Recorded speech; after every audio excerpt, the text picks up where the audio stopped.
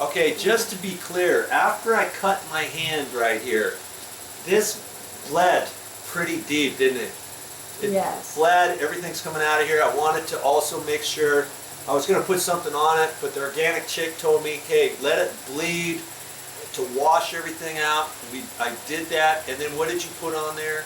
You put some yellow stuff on there. First I put some hydrogen peroxide. No, oh yeah, you did. You put hydrogen peroxide. peroxide. We put that directly in there and let it bubble up and stuff. Then I kind of patted that a little bit, and then we put something else. What was it? Golden seal tincture. Golden seal.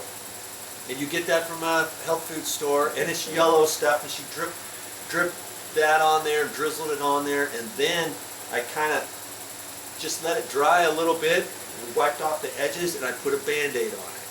Okay? Now, and then I put the ice on there, I put an ice pack on there. Then after that was all done, then I put the living clay. Don't put the living clay on something that just got cut, that's not been washed out, that's not been cleaned, and all that. I did the best I could here, and I think this is going to work. Okay, that's all I wanted to tell you.